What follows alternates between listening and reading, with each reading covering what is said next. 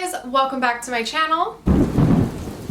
So today I'm doing part 2 of my books with the best plot twists. But yeah, we're doing another 8 books with the best plot twists. I will leave part 1 linked up above and down below. That one was all thrillers. There were 8 thrillers, and I said I have 8 more for you, but only 6 of these are thrillers. One is, oh my god, I hate filming here because there's like people that walk by and like see me through the window. So 6 of these are thrillers. One is more horror, and then I have one that's more of like a contemporary historical fiction. You might be able to guess what it is based off that description. Let's just go ahead and get started. So the first 2 are by the same author, and this is just like the queen of thriller twists. And it's my girl Alice Feeney. So the first one is Sometimes I Lie by Alice Feeney. So this is about a woman named Amber, and she's in a coma. And she doesn't remember what happens to her. She's in the hospital. She has a sneaking suspicion that it was either her husband or her sister or both. Like someone did something to her and she doesn't quite remember. So now she's in this coma in the hospital, but you know, her mind is still working. So she's kind of trapped in her own body, and her husband and her sister are coming to visit her, and she's slowly starting to remember what happened in the past. So it's the classic Alice Feeney. You're getting 2 timelines between past and present. You're getting like diary entries, and you're slowly piecing together what happened to this woman.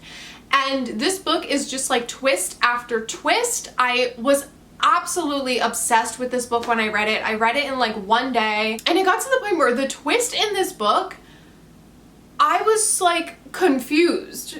So I had to I Googled it. I was like thinking about this book all day after I read it for like a week or 2, and I just couldn't stop thinking about it. I'm like, did this happen? Did this not happen?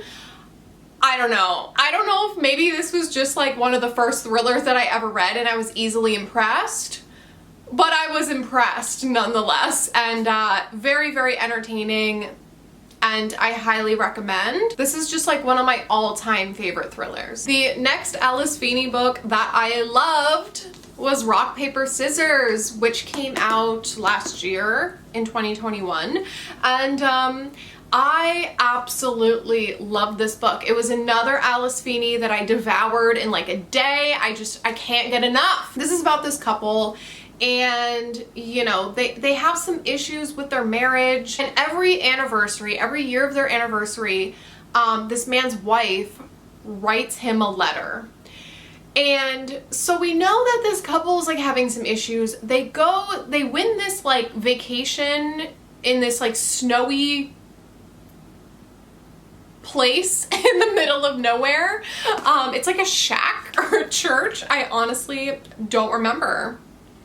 But they decide to go to this snowy getaway, which sounds like a nightmare, and it is. So they're like, okay, this trip is either going to like make or break our marriage.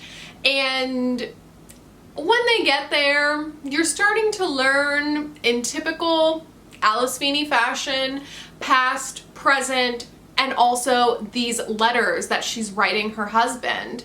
And you're starting to learn some secrets. There is someone that's kind of lurking around the place that they're staying at, and you're starting to learn more about that person, and all these little clues and moments start piecing together. And this one is just like twist after twist at the end, and I was not expecting a lot of the things that happened, and I just devoured this one. It was so enjoyable and I loved it. The next thriller that I want to recommend is They Never Learn by Lainey Fargo, one of my all-time favorite thrillers. So in this book, we are following a female serial killer, and she basically is killing. She's a professor at this college, and she kills shitty men on campus who are just like, you know, rapists, like just, you know, terrible, terrible people, and she kills them. And at the same time, we are also following one of the students on campus. So you're following two different stories, and this one, again, twists after twists. You know, there are like two major twists in this book that I can think of, and maybe I'm a little bit naive, but I couldn't figure either of them out. I know a lot of people said they figured out the one, but like, I don't know what it is about me. I'm pretty oblivious, so I couldn't figure out either one. I thought this book was so entertaining, so enjoyable, and the final twist at the end of the book, I was like, oh my god. Like, I don't think most of us were expecting that, and it was wild. It was a great time. I love Scarlett, our female serial killer. She is just like the best character. I love her. I love this book. Highly, highly, highly recommend. The next thriller is Pretty Little Wife by Darby Kane. So this one took me by surprise. I wasn't expecting to love this one as much as I did, but this is about a woman who kills her husband, and she leaves him in the car at the school that he teaches at, and his body disappears. Yeah. So now she's like, oh shit, is he not dead? Like, what is going on? So we're just slowly learning about this dysfunctional couple and all the people in their lives and what is going on with this missing husband. I was not expecting the big reveal in this one. I had such a fun time reading this one. It was so quick, so enjoyable. Like, it's a pretty chunky book. Like, it's almost 400 pages, and I just flew through it. The next thriller is the man that I have a love-hate relationship with, Mr. Riley Sager. I know a lot of people hate this book. I absolutely loved it. I gave it 5 stars. Once again, it was like when I first started reading thrillers, so take that with a grain of salt, but I just absolutely loved the twist in this one. I know a lot of people hated it, a lot of people it didn't work for them. I know people like constantly tell me that they despise this book. I'm one of the people that loved it, devoured it, and I'm obsessed with it. So this one, we're following this woman who takes a job apartment sitting for someone, and as she's apartment sitting, she notices people in the apartment complex are starting to just disappear. So she's like, what the fuck is going on in this apartment complex? Why are people like going missing? Are they being murdered? Like, what is happening? So she starts investigating more of what is going on, and she starts uncovering what is actually happening here. And this is just so off the wall, crazy. I just absolutely loved it. I don't know what it is with me. It's like sometimes I hate twists that are super crazy. Sometimes I love them. I don't know. This one just worked for me. It was super enjoyable. And I just had a fun time overall. Yeah, I'm just obsessed with the ending of this one. It totally blew me away. This is just one where you either love it or you hate it, and there's no really in between. So yeah, if you like super crazy, off-the-wall twists, check this one out. My next recommendation, I don't have a physical copy of, so I'm gonna pop it up on the screen, and it is Saving Noah by Lucinda Berry. This one, it's a thriller, but it doesn't really read like a thriller. I don't know, it's kind of like a contemporary thriller. I don't really know how to label this one. It's more so like a family case study. So we are following this family where this 19-year-old boy, the son, sir, what is that noise? Is he blowing a kazoo out there? What is he doing? Sir, there is no kazoo blowing allowed while I'm filming, okay? Take it to band practice. Okay, so this book is more like a family case study where the 19-year-old son has pedophilic disorder. So he essentially owns up to the fact that he molested these young, I think they're 6 years old, girls. So we're basically following his mom's point of view and then his point of view. And, you know, Lucinda Berry is a psychiatrist, I believe psychiatrist or a psychologist. psychiatrist, and she, you know, really makes you think about everything that, you know, you believe in, and really makes you look at this from a whole different perspective. And we're really getting inside this son's head, we're really getting inside this mom's head, and it's so disturbing and fucked up. Like, it makes your skin crawl. And you know, the mom is so frustrating to read from the perspective of, because I'm like, is she really saying these things? Like, what the hell?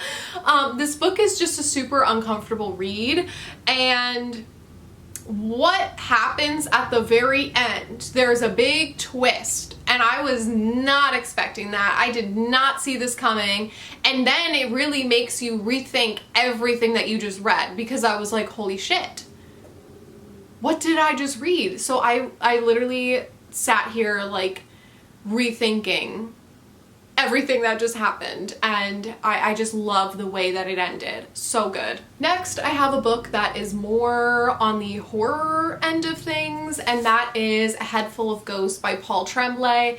Everyone either loves or hates this book. It's another one, and when I read it, I wasn't sure how I felt about it, so I gave it a 3.5, and then I could not stop thinking about this for like a month after I read it, so I rounded it up to 4 stars. So in this book, we are following this family, and it's kind of like a possession story where we're following this family, and one of the daughters is possessed.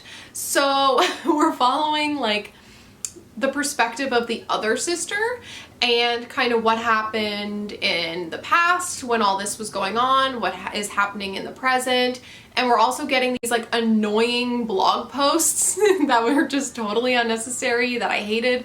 But yeah, we're just following this family, and this is another one where it's like not much horror is going on. Like, there's maybe 3 horror scenes, and the rest is more of like a family case study. We're just really learning about this family in depth and what was going on at the time. And you're kind of like, is she possessed? Is she not possessed? What is happening? And then the final twist reveal that happened at the end, I absolutely loved. And it's another one of those books where then I questioned everything that I just read. I'm like, holy shit, like, what did I just read? So then I'm like, I don't even know what to think about this book, because it was kind of like the whole time until the end, and the ending, I'm just obsessed with how this ended. So I bumped my rating up to 4 stars, and I bought a physical copy because I listened to it on audio, and the end just totally gripped me, and I bought the physical book because I would like to reread it. Yeah. And then the last recommendation that I have is more like historical fiction, contemporary, and it is The 7 Husbands of Evelyn Hugo. I love this book, much like everyone else. And in this book, we are following this woman, Evelyn Hugo, who is like this famous kind of movie star, and she asks this reporter to come over and interview her because she wants this reporter to write a book based off of her life. And so this reporter's like, oh my gosh, like, why me, right? So you're just trying to figure out like, you know, this woman's life and kind of like why she picked our main character. It's just so well done, so well done. And you're learning about Evelyn Hugo's life, and you hate her because of the things that she's done, but you also love her at the same time. Like, you're just like obsessed with her, but at the same time she's a very flawed character, and I think that's what makes her feel so real, because I was like literally about to Google this woman because she feels like a real celebrity. And when we find out like the twists and turns in this book, wild. You're learning about her, you're learning about her 7 husbands and each marriage and why it ended, and the twists and turns in this book, so good. So good. It made it so entertaining, and you know, there's just a lot of, you know, historical fiction, contemporary, romance, and then the twists are thrown in there, and it's kind of like an everything book mixed into one. And I absolutely love this book so much. Easy 5-star read. Okay, so that is it. Those were my next 8 plot twist recommendations. Let me know in the comments down below if you read any of these books. See you in my next one. Bye.